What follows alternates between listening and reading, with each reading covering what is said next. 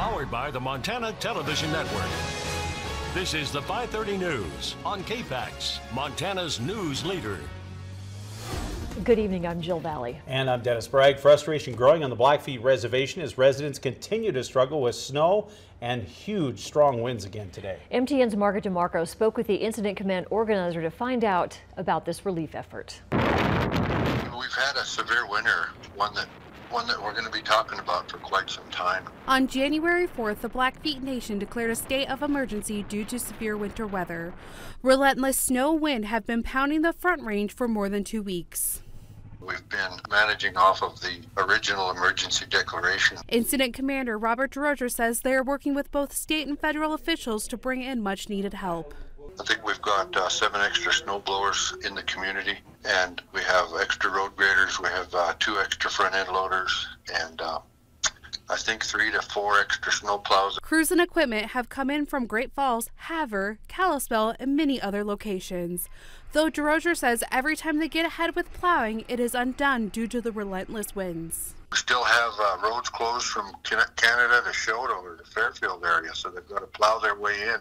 They are also facing issues like Heart Butte residents being without water for almost 24 hours. DeRoger says they have 2 to 4 search and rescue teams traveling across the reservation.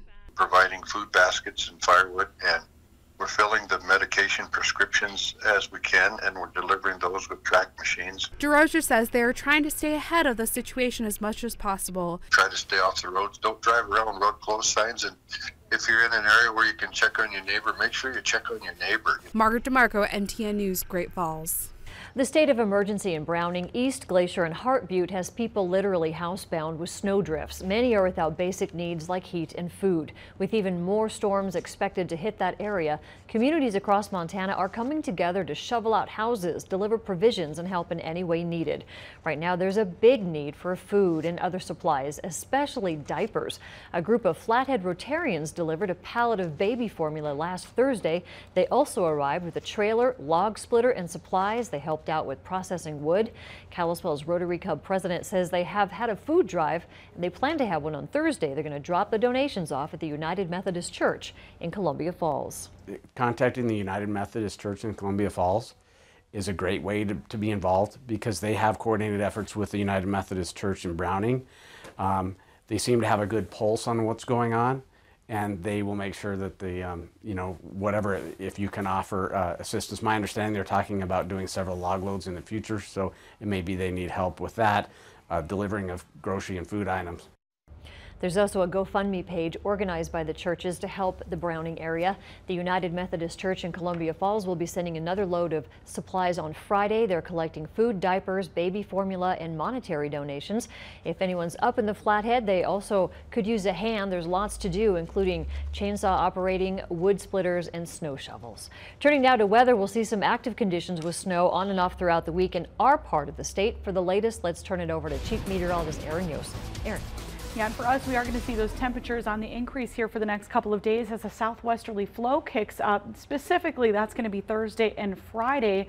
Average highs this time of year already should be around that 40-degree mark for a lot of us. So what we've seen recently has definitely been a little chillier than normal. Here's Hamilton today, our First Security Bank iCam. A little bit of blue sky out there. We also had a cold front kind of plow through the region. Now, it didn't bring a lot of precipitation, obviously. However, some light snow continues to fall out there, and it will continue here overnight tonight into the first part of the day tomorrow. The extended forecast, although again warming, will stay very active. I've got all those details coming up in your update.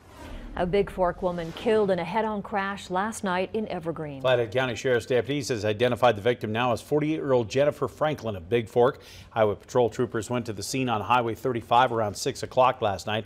Trooper John Underwood says Franklin was traveling eastbound in her Chevy pickup when she lost control on the icy roads and crossed the center line into the path of an oncoming Jeep. The vehicles collided head-on, killing Franklin instantly and causing non-life-threatening injuries to the driver of the Jeep. The survivor in the Jeep was a 60-year-old Kalispell woman. She was taken to the hospital for treatment.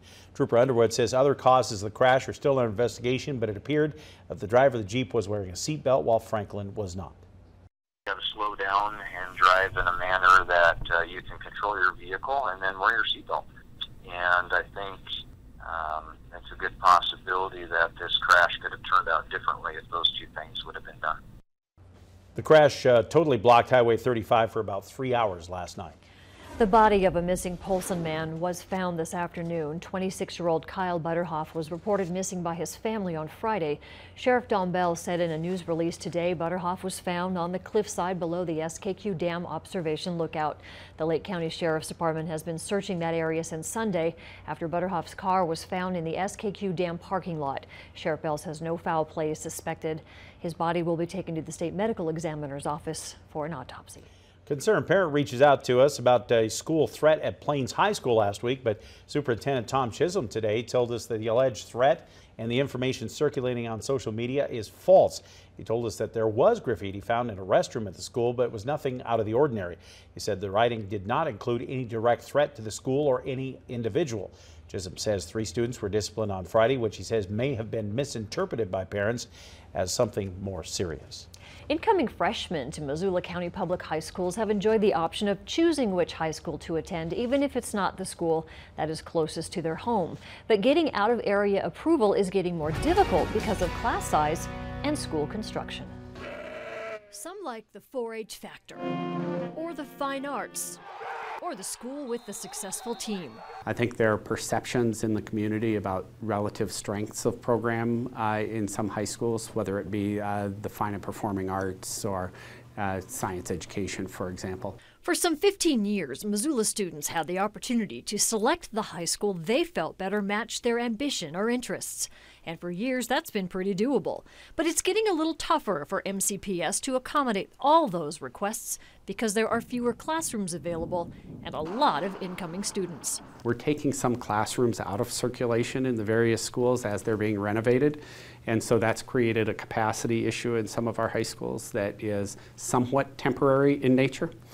But then we're also challenged a bit by our budget and the ability to add staff in any of our high schools presently. And what that means is then as classes approach accreditation standards, there's not capacity again to put schedules together to meet the needs of all students. Some 8th graders hoping for an out-of-area school next year already got the thumbs up in January, while others are in a holding pattern for now, with 2 more chances of getting in. There are students that made requests and based on the time and date stamp may not have been honored, but those will be reviewed an additional 2 times, and as capacity warrants, will allow some additional in-district movement. It is the 3rd consecutive year the high schools are seeing a bump in enrollment. So if you did not get the school that your child applied for, you could find out again when they decide in June 1st, and then again on August 27th. So if you didn't get in, just keep waiting. Missoula Fire Department receiving some special recognition for helping out in those California wildfires earlier this winter. Governor Steve Bullock says that when California called for help, Missoula's firefighters answered the call. During the height of the massive and deadly fires, the state called for 50 engine strike teams from Montana and 6 other states. The Missoula Fire Department was there along with Big Sky, Columbus, and Missoula rural crews. In all, Missoula sent 12 personnel and 3 engines to the Ventura and Santa Barbara areas. Missoula Fire Chief Jason Deal says it's about helping others in times of need. It was a very catastrophic situation they were dealing with in California. We have needed help from out of state, so it's always good to help your neighbor when you can. Governor Bullock adds the bravery and dedication shown by the department are things that keep Montana the last best place. Still ahead, Aaron says we'll see active weather this remainder of the week. She'll break it all down for us in a few minutes. And in our Montana Made report, we'll meet a man who creates custom Western boots with his own artistic flair. Still ahead here on KPAX.